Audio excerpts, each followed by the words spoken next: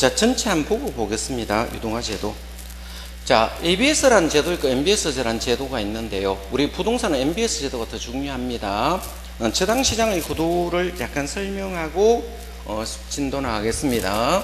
유동화 제도는 저당 시장의 구조를 말합니다. 이 저당 시장의 구조가 되겠죠. 이 구조를 우리가 유동화 제도라 했습니다. 유동화 제도.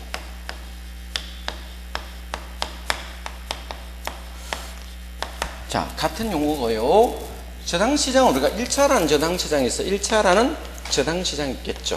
1차라는 저당 시장과 2차라는 저당 시장도 있습니다. 2차라는 저당 시장 나눠 보겠습니다. 그래서 2차라는 2차 저당 시장으로 이렇게 구분한다면 1차 저당 시장은 우리가 일반 수요자를 있습니다. 일반 수요자. 자, 일반 수요자 우리가 차입자를 우리가 일반 수요자로 씁니다. 일반 수요자. 다른 말로 돈을 빌리는 사람이니까 이걸 차입자라 쓰겠습니다. 일반 수요자와 이 금융기관으로 구성되어 있죠. 금융기관. 금융이란 기관으로 구성되어 있다. 자, 우리 금융기관은 은행권을 모두 금융기관이라 부릅니다. 은행등이라고 부르겠습니다. 여기는 이제 한정된 재원이란 말을 쓴다는 게 중요합니다. 자, 한정된 재원이 있습니다. 한정된 재원. 자, 만약에 자, 국민은행이 있다 가정합시다. 자, 주택 부분에 자금을 차입해 주기 위해서 그죠? 1,000억 원이 조성되었다 봅시다. 1,000억 원이 이렇게 조성이 되어 있다면 그죠? 한정된 재원으로 일반 수익의 자금을 자, 대출해 주려고 합니다. 그래서 대출해 주니까 빌려주는 사람을 우리가 대출자라고 불러도 됩니다. 자, 빌려줄 때는요, 자, 어떻게 됩니까? 일시불 내겠죠. 만약에, 자, 5천만 원씩 1인당 빌려줬다 가정합시다. 그러면 몇 명이 빌렸습니까? 2,000명에게 빌려주면 끝나는 겁니다. 자, 그렇겠죠. 빌려줄 때는 저당 당시에, 그죠? 저당권을 확보하려고 했죠. 이 저당권을 확보하는 목적은 채권을 확보하는데 그 목적이 있다라고 보시면 되겠습니다. 그럼 저당하면 이자가 발생합니까? 저당 이자를 우리가 저당 수익률이라 쓰겠습니다. 저당 수익률. 수익률이면 이자율입니다. 주는 사람은 이자율이겠죠. 받는 사람은 수익률이 발생해 7%라고 가정해 봅시다. 그래서 한정된 재원을 가지고 많은 수요자, 공급자의 자금을 빌려주는 것을 우리가 유동화 제도라는데, 그죠? 그러면, 자, 이 일반 수요자와 금융기관으로 구성되는 것을 1차 저당시장이라 쓰고요. 만약 이 1차 저당시장에서 자금의 여유가 있을 수도 있고 자금의 여유가 없을 수도 있습니다. 만약에 자금의 여유가 있으면 자신의 자산 포트폴리오로 보유해도 됩니다. 보유해도 되고 저당권 갖고 있어도 되고, 만약에 자금의 여유가 없다면 이 저당권을 파는 겁니다. 이 저당권을 매각하는 겁니다. 매각하면 사는 사람이 있어야 되겠죠. 사는 사람이 있어야 되는데 보통 자, 유동화 중개기관이 있습니다. 나라마다 유동화 중개기관이 다 있습니다. 유동화 중개라는 기관에서 이거를 사준다는 거예요. 유동화 중개기관이 이거 사주는데, 이때 유동화 중개기관 우리나라 같으면 한국주택금융공사가 있습니다. 그래서 한국주택금융공사죠. 파이낸싱 코퍼레이션가 있다는 겁니다. 자, 그러면 이 저당권을 판다면 이 저당권을 같은 종류로 먹는 것을 저당 패키지화라 씁니다. 묶어서 이거를 저당권을 매각한다면 이때 이 이율은 여기보다는 낮아야 됩니다. 이때 이율은 저당 상시 이율보다 낮아야 되겠죠. 팔모로 인하여 자, 현금이 1차로 들어간다면, 자, 만약에 이 저당권을 무한정 2차에서 사준다면 1차는 무한정 대출할 수 있다는 이론상 성립하고, 이 한국주택금융공사도 한번 보겠습니다. 자금의 여유가 있을 수도 있겠죠. 자금의 여유가 있을 수도 있고 자금의 여유가 없을 수도 있을 겁니다. 만약에 자금이 여유 있으면 저당권을 본인이 갖고 있어야 되죠. 자신의 자산 포트폴리오로 보유해도 되지만 자금 여유가 있으면 이 저당권을 기초로 뭐를 발행한다? 이 저당권을 기초로 MBS를 발행합니다. MBS를 발행하게 되겠죠. 이 MBS를 발행하여 이거를 매각하게 될 것입니다. 이 매각하게 되겠죠. 그럼 저당권을 발행해서 매각하면 이 MBS가 되겠죠. MBS. 자, 이 모게이지 백히더 세큐리스. 이 세큐리티스는 정권이란 뜻이겠죠. 정권을 발행하여 이거를 매각한다면 이때 정권의 이율은 자, 여기보다 더 낮아야 됩니다. 5%라 가정합시다. 자, 그러면 유동화는 1차에서 발생하는 것이 아니고 2차에서 유동화가 발생한다. 자, 그러면 이거를 사는 사람이 있겠죠. 이 사는 사람을 우리가 투자자라 씁니다. 이 수많은 투자자들이 존재하겠죠. 이 투자자가 이걸 사는데 이 투자자가 이걸 사기 위해서 본인의 요구 수익률을 만족해야 되겠죠. 요구 수익률을 만족해야 된다. 요구 수익률을 만족하려고 하면 이 요구 수익률이 가장 낮아야 되겠죠. 4%라 가정합시다. 그러면 정권 수익률이 요구 수익률보다 높으면 이걸 3으로 자금이 이쪽으로 돌아갈 수 있겠죠. 자금이 이쪽으로 유입할 수 있다는 겁니다. 자, 그러면 자, 이 은행의 입장에서 직접 채권을 다이렉트로 발행해도 되느냐? 직접 채권을 다이렉트로 발행해도 관계없습니다. 채권을 직접 발행해 보겠습니다. 채권을 직접 발행해서 이거를 바로 매각해도 관계없습니다. 매각하면 현금이 다이렉트로 들어올 수 있겠죠. 그러면 이 대출 기간과 이 투자자 사이에 있는 것을 모두 2차 저당시장이라 씁니다. 이 MBS나 MBB를 발행할 때 원래 저당 차입자와는 직접 관계가 없습니다. 유동화는 어디서 만들어진다? 2차에서 결정된다. 자, 1차는 뭡니까? 수요자와 금융기관까지를 1차라 쓰고 2차는 대출기관과 1로 가도 2차, 여기서 1로 가도 2차입니다. 여기서 1로 가더라도 2차 저당시장이라고 이렇게 보시면 되겠습니다. 자, 1번 한번 보겠습니다. 저당의 유동화에 대한 설명이 되겠죠. 옳지 않는 걸로 알았습니다. 저당 채권을 하나의 상품처럼 유통시켜 신용 창조의 수단으로 삼는 과정을 저당의 유동화라 쓴다. 2번 대출기관은 자금 여유가 있는 경우 자, 자신의 자산 포트폴리오로 보유해도 됩니다. 자금 여유 있으면 보유합니다. 없으면 팔겠죠. 3번 MBS는 발행기간은 1차 대출 기간일 수도 2차일 수도 있습니다. 여기서 발행할 수도 있고 여기서 발행해도 관계없다. 이런 뜻입니다. 4번 저당 채권의 유통이 이루어져 저당 유동화가 핵심적인 역할을 담는 시장은 2차입니다. 그래서 유동화는 2차에서 결정된다. 5번 봅니다. ABS와 MBS를 비교했을 때 ABS가 더 넓습니다. MBS가 범위가 좁습니다. MBS는 뭐를 MBS를 합니까? 주택만을 담보로 정권을 발행하는 것을 MBS. ABS는 모든 자산을 담보로 정권을 발행하는 것을 ABS가 되기 때문에 ABS보다 MBS 범위가 좁다라고 해야 됩니다. 그렇겠죠? 5번이 틀렸네요. 2번 보겠습니다. 저당의 유동화에 대한 설명 중 옳지 않는 거죠? 저당의 유동화란 주택저당 채권의 하나의 상품을 유통시켜 대출에 필요한 자금을 확보하는 과정이라 볼 수 있고요. 2번 부동산 대출은 장기 대출이므로 자금이 고정화 현상이 발생함에 따라 저당의 유동화가 요구됩니다. 3번 저당 유동화를 통해서 대출기간은 한정된 세원이 남았습니다. 한정된 세원은 많은 대출이 가능하고요.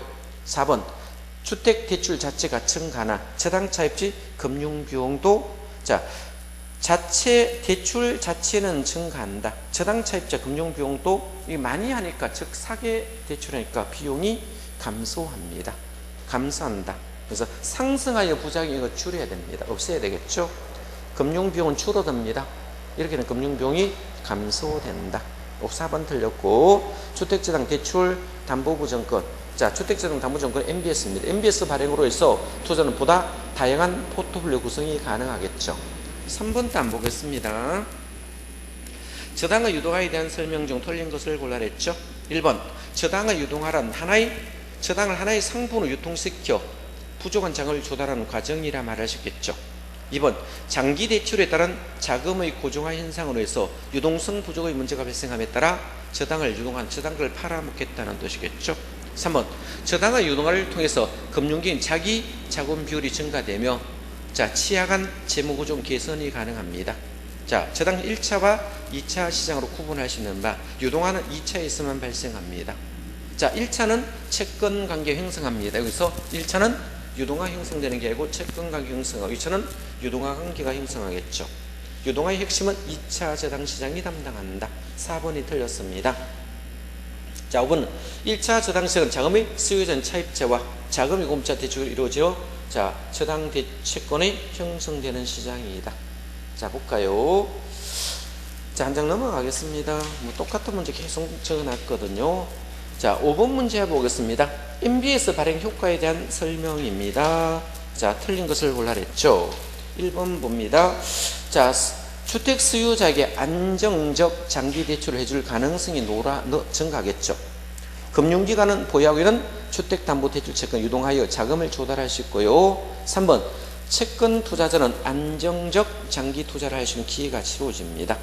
4번 정부는 주택지당 채권을 발행하여 단기로 주택 가격이 돈을 많이 빌려가니까 수요가 늘어나게 되겠죠. 수요가 늘어나면 주택 가격이 상승할 가능성이 자 증가하겠죠.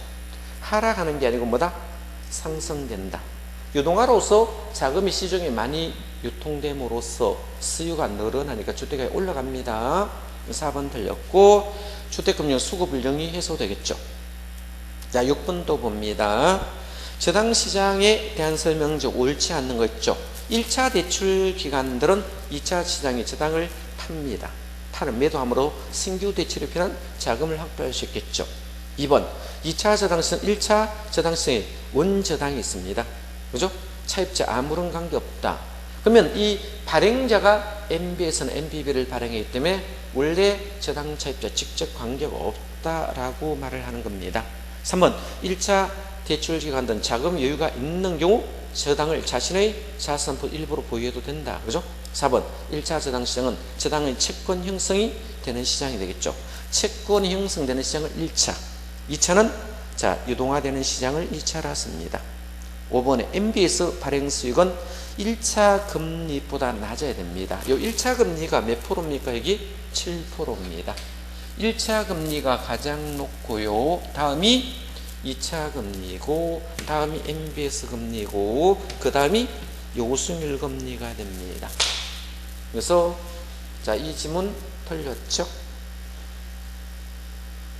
MBS 발행 수익률 1차 금리보다 낮습니다. 높을 때가 틀렸습니다. 유동화가 활성화된다. 얘가 낮아야 되겠죠. 얘가 제일 높습니다. 자 이것보다 이게 당연히 낮습니다. 되겠죠? 자 MBS 종류에 대해서 쭉 보겠습니다. MBS 종류. MBS 종류 그것도 별표치입니다. MBS 종류도 기출이 잘 되거든요. 내가 MBS 종류 지우고 MBS 종류 한번 보겠습니다. MBS 종류는 4가지 종류로 나누볼 수 있습니다. 그래서 MBS 종류는 4가지 종류로 되겠죠. MBS는 뭐기지 되겠죠? MBS, 백히드 세큐리티스. 자, 그는 주택만을 그죠? 담보로 합니다. 주택을 저당 잡았죠? 담보로 했습니다. 증권을 만들었다는 뜻이죠. 이 MBS 종류 보겠습니다. 4가지 종류로 나눠 보겠습니다. 자, 우선 지분형하고 채권형을 구분해 보겠습니다. 채권형. 자, 우리 지분형과 채권형은 정반대가 되겠죠? 지분형과 채권형은 정반대 개념이 되니까 비교를 해서 공부를 하셔야 됩니다. 이 2개를 믹스한 것을 혼합형이라 씁니다. 혼합형. 그래서 2개를 믹스하면 혼합형이 있겠죠. 되겠죠.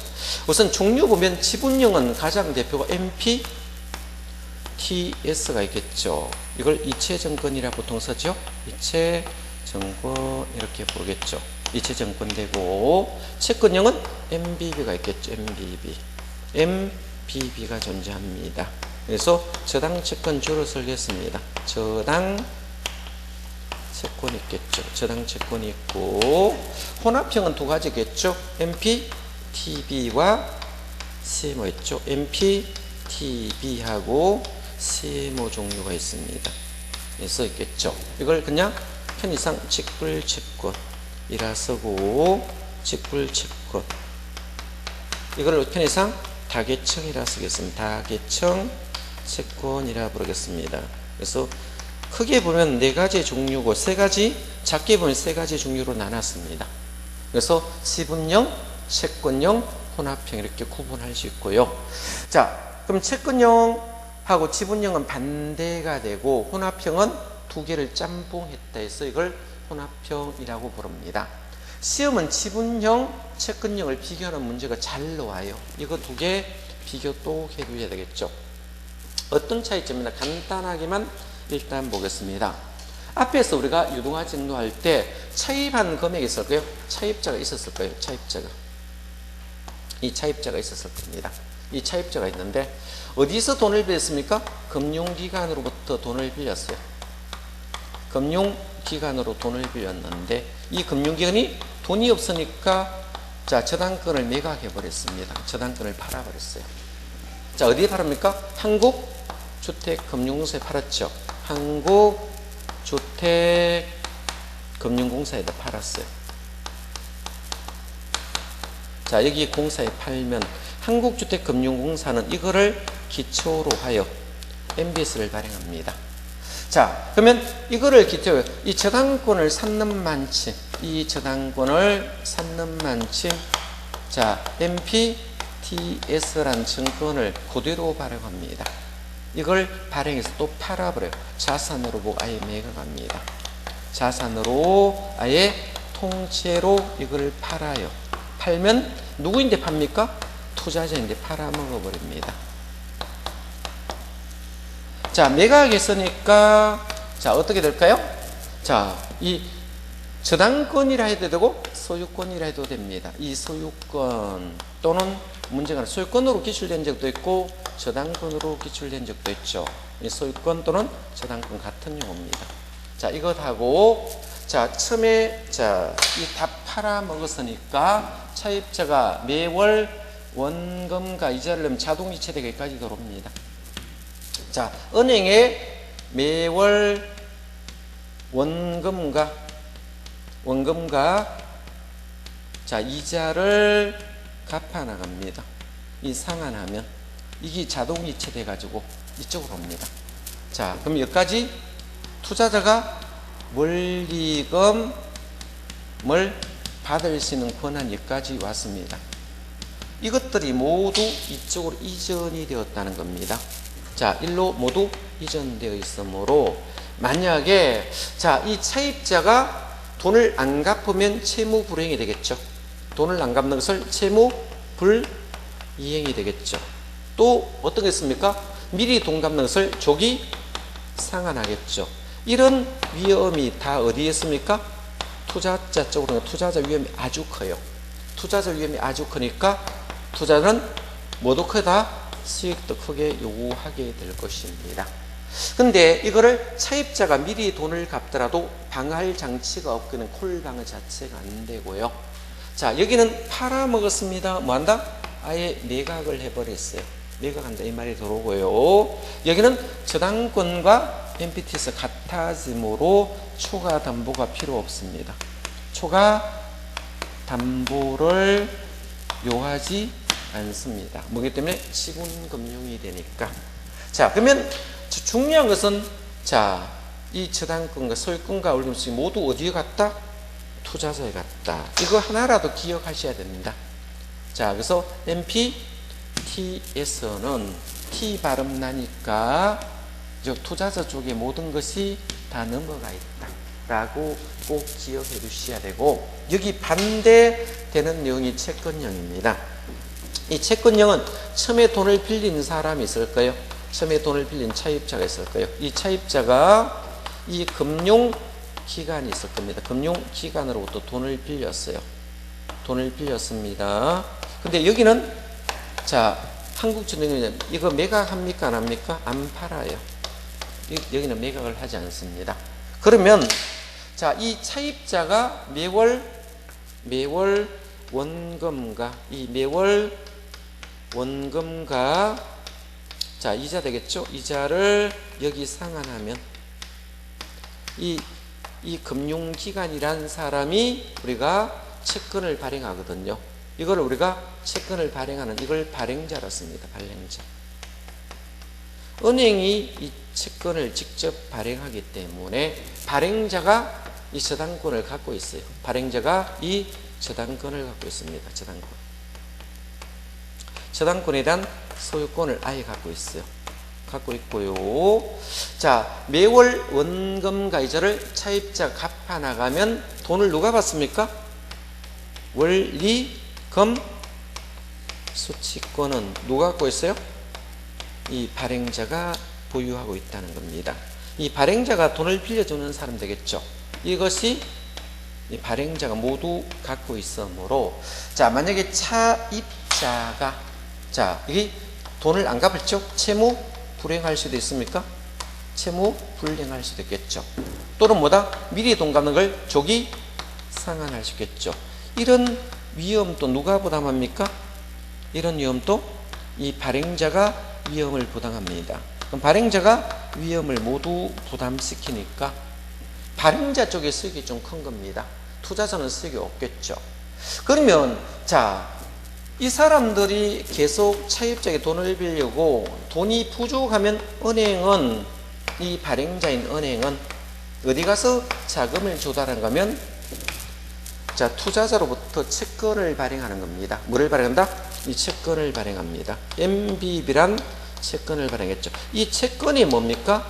저당 채권은 차용증하고 똑같아요. 그죠? 여기 이자 얼마 주겠다.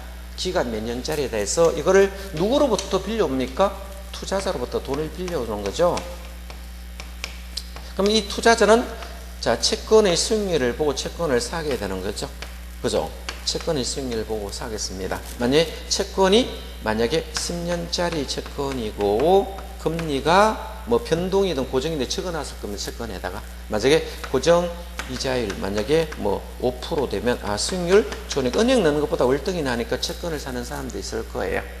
그렇겠죠. 그러면 이 투자자는 10년짜리 채권을 샀다면 10년짜리 채권이기 10년 동안 갖고 있어도 됩니다. 만약에 시장 사정이 좋아서 은행이 돈이 남아도니까 과거에 발행한 채권을 환수하려 하도 누가 방어할 수 있다? 투자자가 방어할 수 있겠죠. 이걸 콜방어라 씁니다. 발행자가 만기 전 변제 방어하는 것을 콜방어라 쓰겠죠. 그러면 여기는 이 채권을 발행할 때 이 저당권하고 MBB 채권을 비교했을 때 담보가치가 커야 될까요? 채권이 커야 될까요? 담보가치 커야 되겠죠. 저당권이 MBB 커야 되니까 초과 담보가 있어야 됩니다. 담보가치 커야 됩니다. 초과 담보를 요구합니다.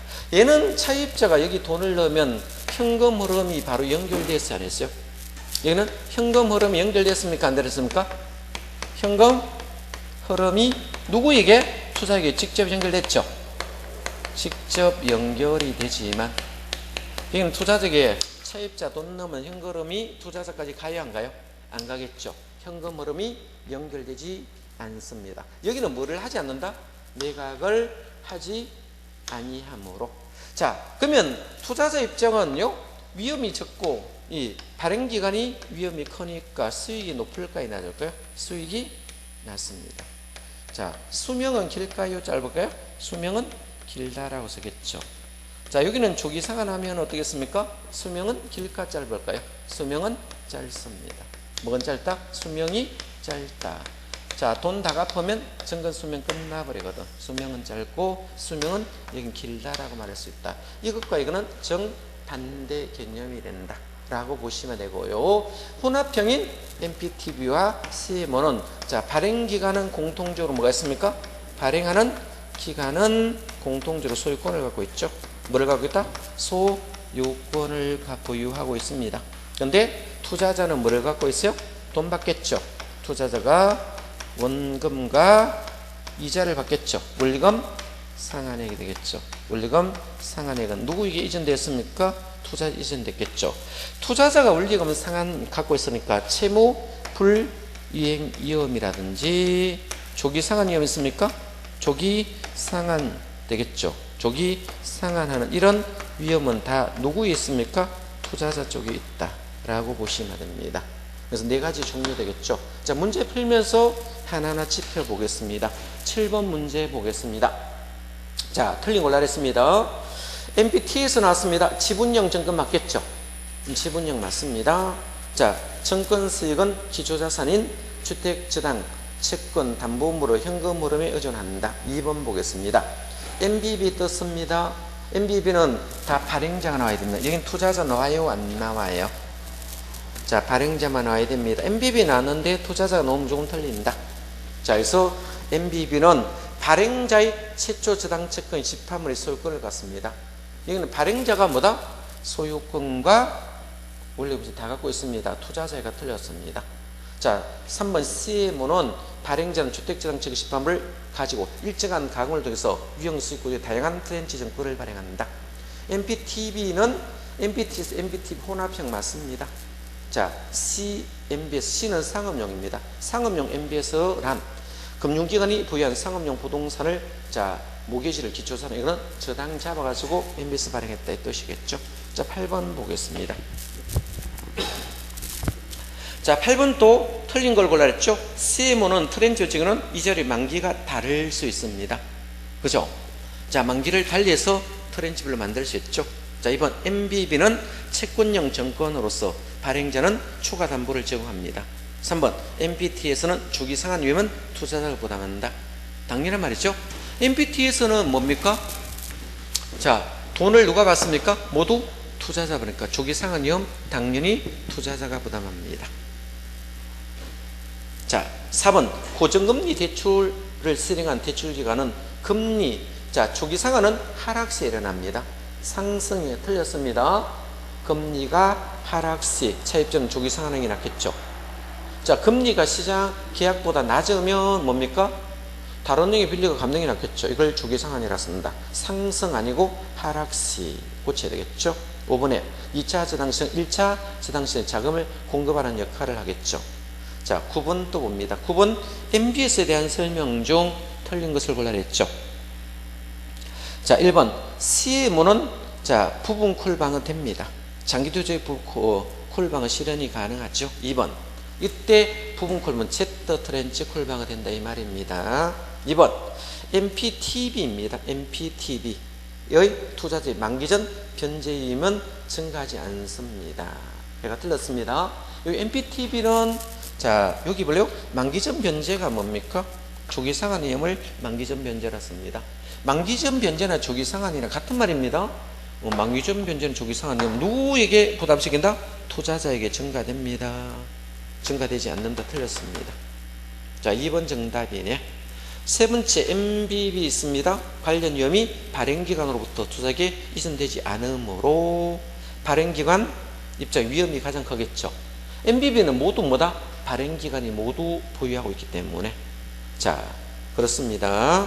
자 4번에 MPTS는 조기상환 위험과 채무의 비용 모두 투자자가 부담합니다. 맞죠? 자 5번에 CM은 트렌드별로 원리금 지급 순서가 다릅니다. 지금 이자도 다르게 정할 수 있겠죠. 자 10번으로 가봅니다. 10번. 자 저당과 유동화에 대한 설명 중 틀린 것을 골라냈습니다. 1번 대출기관들은 자금 여유가 없는 경우 2차에 매각할 수도 있겠죠. 아까 그죠? 확보할 수 있으면 자금 충분히 확보된 경우 저당 그대로 보유할 수도 있습니다. 유동화 제도에서 봤습니다. 2번 MBB 있습니다. MBB는 발행기관이 나와야 되겠죠. 그죠? MBB는 투자자는 조기상환 위험 부담하지 않고 채무령 부담하지 않습니다. MBB는 뭡니까? 조기상환 위험이든 채무 불이행이든 모두 누가 부담합니까? 발행자가 부담하니까 투자자는 부담하지 않습니다. MBB는 뭡니까? 투자자 넣으면 무조건 틀린 지문이 되겠죠. 일단 2번 틀렸네. 3번 MPT에서는 발행기관의 관련 위험을 투자액이 증가함에 따라 추가 담보를 설정할 필요 없겠죠. NPDES 발행은 원래 저당채권과 동일하다. 저당권과 NPDES 똑같다 이 말입니다. 추가 담보가 없다는 말을 하겠죠. 4번 NPTB는 투자자 조기상환 부담합니다. 맞습니다. 5번에 CMO는 다양한 만기 구조 및 상이한 이자를 적용되며 일반적 장기도 쿨방어, 이때 장기도는 챗더 트렌치 쿨방어를 말하고 있습니다. 11번 보겠습니다. 부동산 금융에 대한 설명 중 틀린 걸로 했죠. 자, 리츠나 조인트비는 모두 지분금융에 해당합니다. 아까 나왔던 거 또 나왔습니다. 2번 원리금 균등 상환 방식에서 상환 초기보다 후기로 갈수록 매기 상환 중 원금 상환은 커지겠죠. 자, 원리금 균등은 후기로 갈수록 원금 상환액은 커지고 이자 지금은 적어진다 했습니다. 자, 3번 주택담보노후연금이 있습니다. 이걸 영연금 저당이라 씁니다. 연금기 시점에 주택 소유자 연금 지급 기간 이전되는 건 아닙니다. 주택 소유자 계속 살고 있고 사망시 이걸 처분합니다. 사망시 뭐한다? 처분하면 처분한 주택 가격하고 연금 지급액을 비교해 보는 거예요. 처분한 주택 가격이 연금 지급보다 많으면 남는 돈이 있으면 상속자에게 지급하고, 만약 연금 지급액이 더 많을 수도 있겠죠. 주택 가격이 적으면 부족분이 발생하더라도 상속자에게 청구하지 않습니다. 자, 이전된다 틀렸습니다. 4번 봅니다. 주택저당 담보보증 MBB는 주택저당 채권의 채무불이행 발생하더라도 MBB는 원리금을 발행자가 투자에게 지급해야 된다. 자, 그렇겠죠? 자, MBB는 모든 것이 뭐한다? 발행자가 부담하기 때문에 그렇습니다. 5번에 CMO는 발행자는 동일한 저당풀에서 상한 우선수를 위해 만기 다른 다양한 MBS를 발행할 수도 있겠죠. 자, 12번 리처가 되겠습니다. 리처 간단히 한번 보겠습니다. 리처.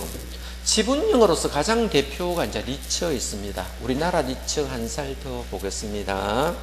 리처도 한 문제가 몇 년 출제가 되므로 리처도 정리되어야 할 테겠죠. 자, 리처 보겠습니다. 리얼 리스테이터, 인베이스먼트 주로 씁니다. 이게 리처라 씁니다. 그래서 읽을 때 리처 이렇게 읽으시면 되겠죠. 자, 리처는 발기하여 설립합니까? 예? 발기하여 설립합니다. 발기하여 설립하겠죠. 설립 시에 자본금이 필요할까 안 할까요? 자본금이 필요하겠죠.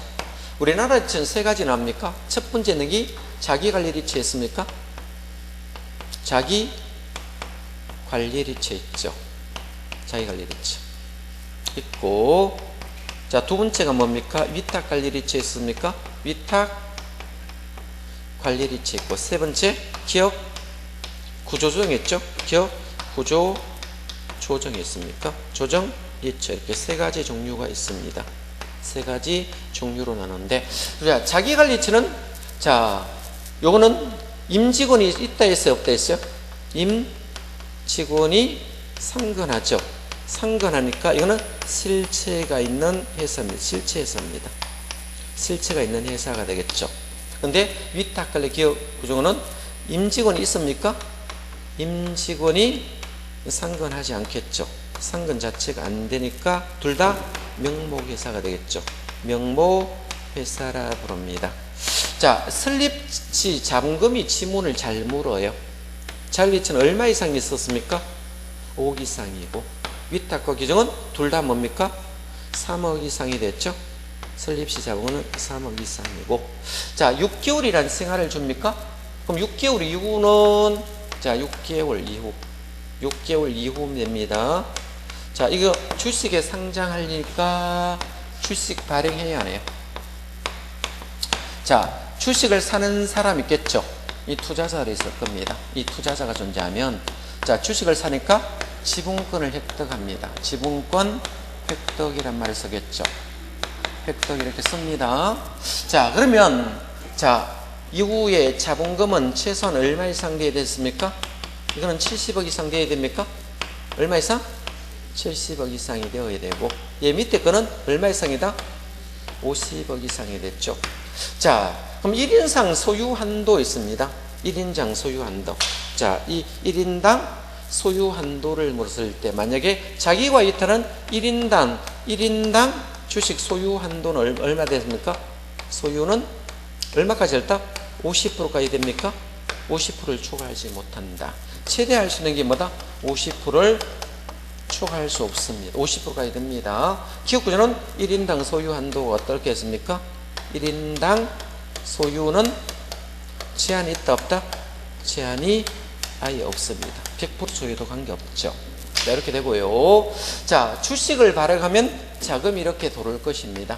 니체에서 자금이 돌아오면 이 자금이 도는 것을 니체는 수익성 부동산에 주로 많이 투자합니다. 어디에 투자한다? 수익성 부동산에 투자하겠죠. 자, 우리 수익성 부동산에 투자하면 자, 수익이 들어오게 될 것입니다. 수익이 들어오겠죠.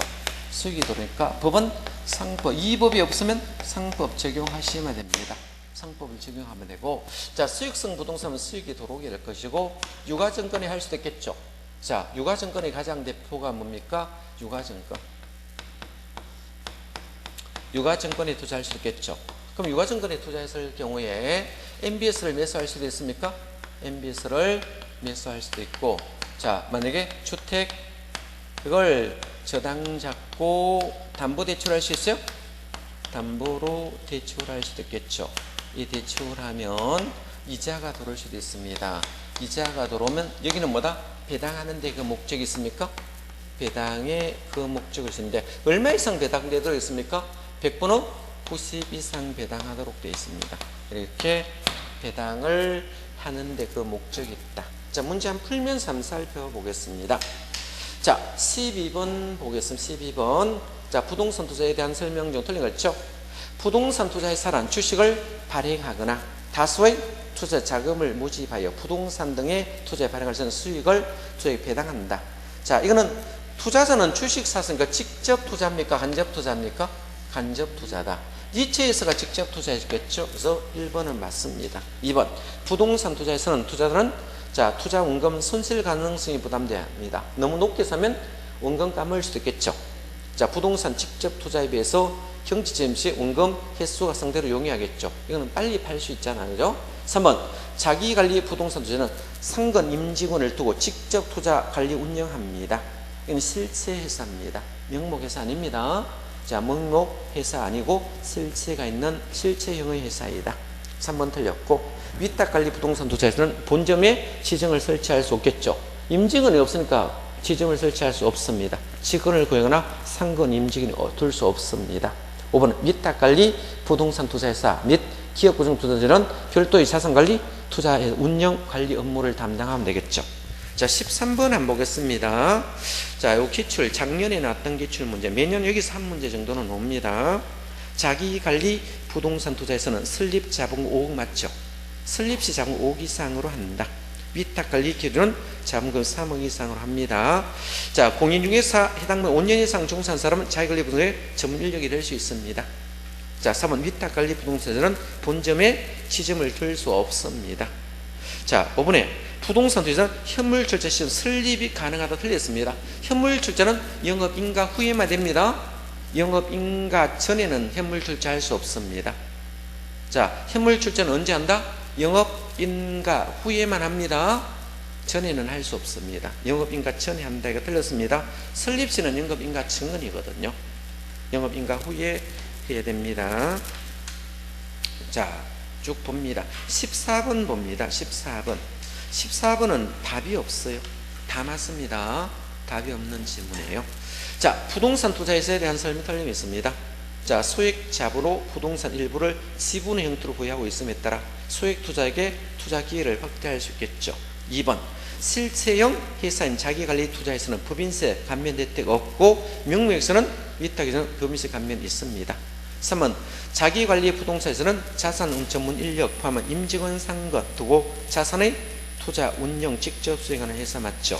자산관리 회사는 위탁관리 부동산 투자에서 기업중 투자회사 위탁을 받아 자, 자산의 투자 운영 업무를 수행한 것을 목적으로 설립한 회사인데 자본 50억 이상 자, 되겠죠. 5인 이상 자산 운영 전문 인력 구성해야 된다. 이게 맞는 말입니다. 자, 부동산은 발기 설립 방법으로 해야 되며 현물주에 대한 설립을 할 수 없습니다. 되겠죠? 자, 쭉 보시면 되고, 자, 현물출자는 언제 한다? 영업인가 후에 대한 설립시는 현물출자 할 수 없습니다. 영업인가 전에 할 수 없고 영업인가 후에만 된다. 70억은 자, 어디입니까? 자기관리 리처에만 노는 용어입니다. 자산관리에서는 50억 이상이 됩니다. 자, 15번 또 보겠습니다. 자, 틀린 것을 골라라 했습니다. 1번 부동산 투자는 그 상호에 부동산 투자 명칭을 반드시 써야 됩니다. 반드시 써야 되겠죠. 2번 자, 자기관리 부동산은 그 설립 등기일부터 자, 30일 이내 아니고 10일 이내 대통령 정하는 바 있다. 보고서를 작성해 자, 국토부 장관이 제출합니다. 자, 봐두시고. 그래서 2번 틀렸네. 주주 1인과 특별관계 최저자문권 준비기 끝난 후에 부동산 투자에서 발행률 충분히 150을 초과해 소유하지 못해 1인당 소유는 자기의 위탁 50%밖에 안 된다. 이 말을 하는 겁니다.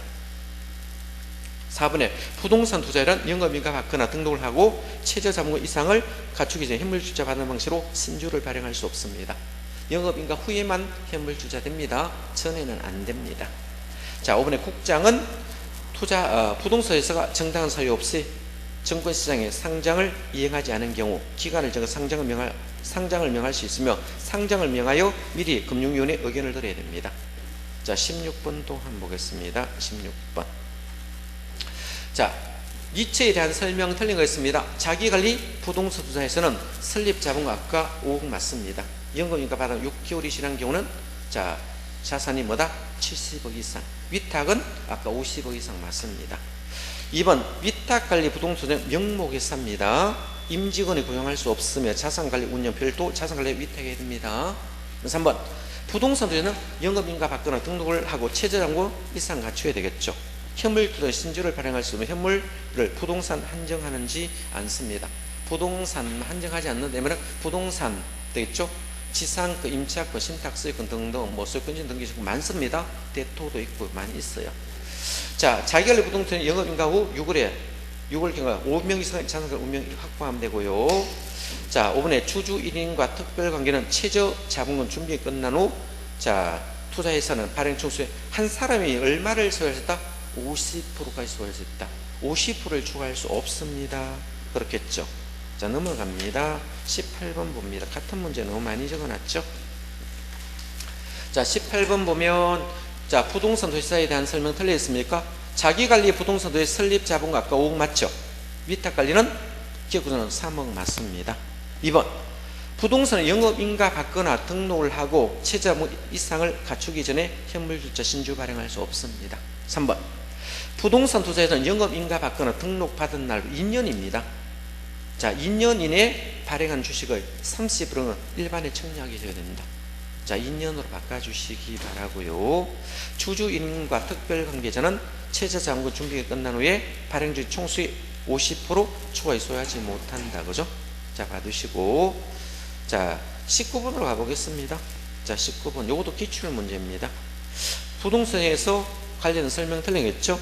부동산 투자회사의 주식에 투자한 자는 배당에 따라 이익과 주식 매매 차익을 동시에 확률할 수 있습니다. 그렇겠죠? 2번 부동산 투자회사란 자산을 부동산에 투자해 운영하는 것을 주된 목적으로 부동산투자법에 규정에 따라 설립한 회사를 말한다. 3번 부동산 투자회사에 투자하는 경우 투자 원금 손실이 발생할 수도 있고요. 네 번째 부동산 투자자는 중 유동성을 손한 사람은 부동산 직접 투자보다 증권거래소 상장하여 투자하는 것이 선호된다. 5번에 부동산 투자 자문회사 자문을 드러내만 맞습니다. 그죠? 부동산 투자 회사는 부동산 회사의 개발관리 처분 업무를 합니다. 자문이 붙으면 자문 업무를 한다라고 붙여야 됩니다. 자문을 붙이면 뒤에도 개발관리 처분 자문 업무를 담당한다. 용어를 통일해야 됩니다. 자문이 빠지면 맞는데 자문을 넣으면 뒤에도 자문 업무라고 붙여줘야 됩니다. 19번도 기출된 문제입니다. 20번 보도록 하겠습니다. 20번. 자, 20번 볼까요? 자, 틀린 것을 골라라 했습니다.